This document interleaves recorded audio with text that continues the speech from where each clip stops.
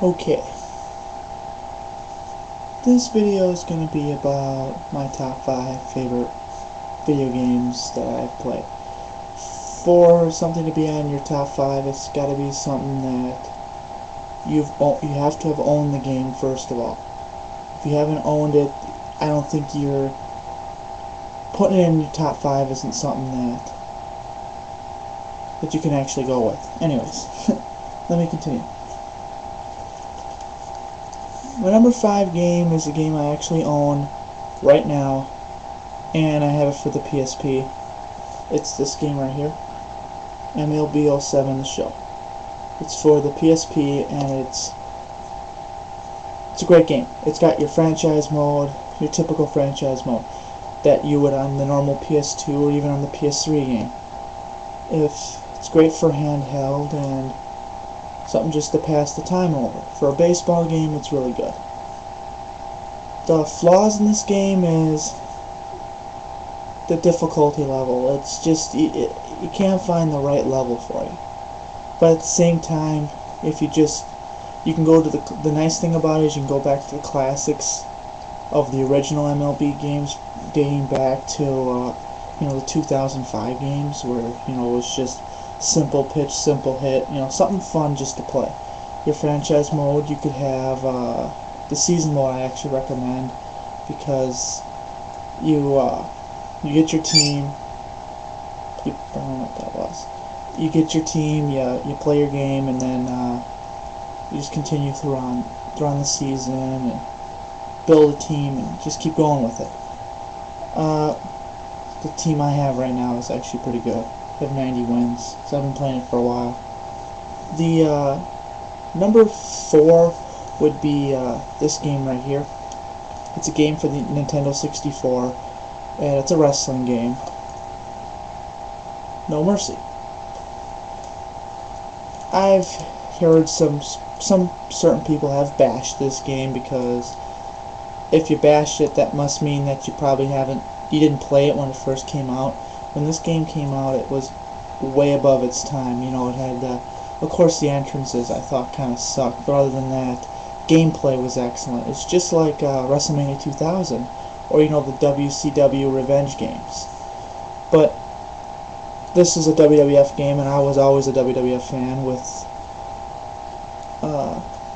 he's got my favorite wrestlers, and it has a really great create mode where you can just, you can go into edit other wrestlers' clothing, like what they're wearing at the time or that kind of stuff. No other game to this date you can actually do that, except for WrestleMania 2000 and the games previous to this. This game came, I don't really remember the release date of it, but let's see, I was probably I think I was in 5th grade when it came out, or 6th grade. So it was ahead of its time. That's pretty much all I'm trying to say about that. Number 3, I don't own the game anymore. I used to have it, and I had it for so many years, is NFL 2K5. Great football game, and if you've seen my Madden review, you'd know that. A lot of, there's a lot of Madden fans out there, and it's not a good idea to make a video against it, but what are you going to do? That's my opinion. I've never been a Madden fan. I've always liked the 2K series better, and it kind of sucks that 2K, Madden's going to have the rights to the games for the next couple of years, so whatever. I still think 2K5 is the best football game out there.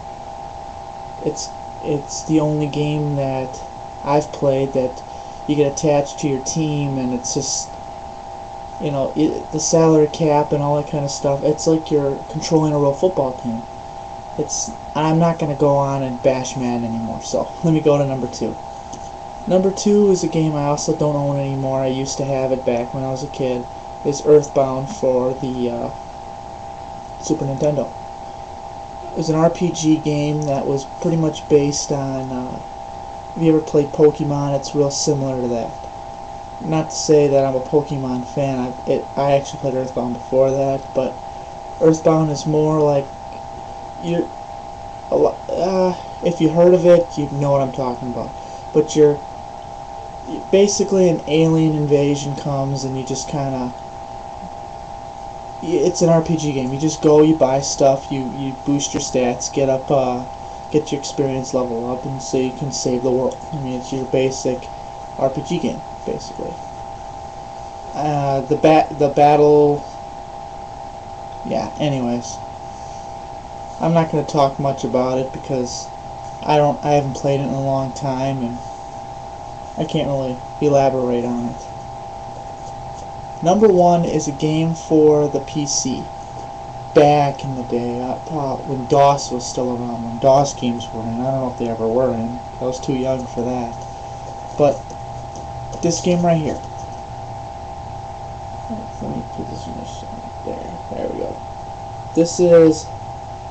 Isn't it funny, like how big the games are back in the early '90s when, you know, today's the cases for the computer games are a lot smaller now. But this is Alone in the Dark. This is the trilogy set. I own all 3 of them actually. I still play them. You'd have to have a very old computer or even a laptop, something that could, you know, run the game. It's right now only places I think you can get it from is maybe one of a very old used game store around town.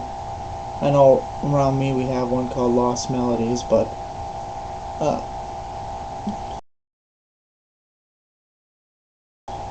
spot to find this game. It's the first ever survival horror game. You know, like Resident Evil, that kind of thing.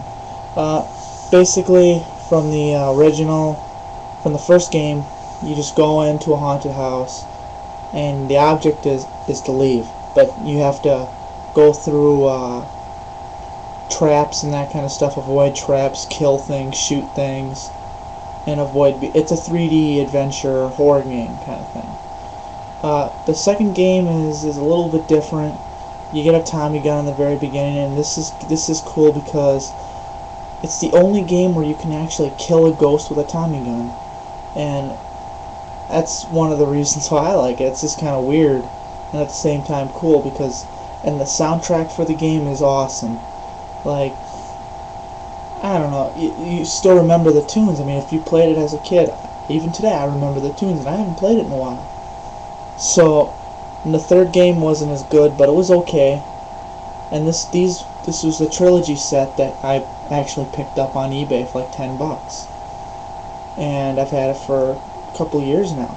I used to have the originals, but you know, they don't work on my computer anymore because they're too old, so I had to get updated and actually get it on CD, because when the game came out, the first game you actually had 4 discs that you had to load in, and then the second game you had to load in 12 discs. That's a lot, and it took, you know, it took a good 30-40 minutes just to put the game in, and you know, I had to update. They made a game called Alone in the Dark: The New Nightmare, and that game was made in 2001. It was for the PlayStation, and it was nothing like the originals except for the gameplay was similar, where, you know, the controls and that kind of stuff. That was the only thing that was the same. Oh yeah, and the character's name, Edward Carnby. It was a fun game. A lot of people called it as a Resident Evil ripoff. I would agree with that, but you know, they never really heard of the first 3 games, so, you know, as a game as a whole, Alone in the Dark: The New Nightmare, or Alone in the Dark 4, as a whole, that game was, I would consider it a Resident Evil ripoff. But if you played the original games previous to that, then you wouldn't say that, because obviously it was out before Resident Evil. Then they made a movie on it, and when the movie first came out, I was real hyped about it, 'cause, you know, it's my childhood, get to see my favorite video game into a movie, and just like most games that are moved, it was directed by U-Ball, so you know it's going to be crap. But I was severely disappointed in it, but that movie just sucked. It had no meaning to it. You didn't know what was going on in the movie. Basically, he's a paranormia detective. I really couldn't follow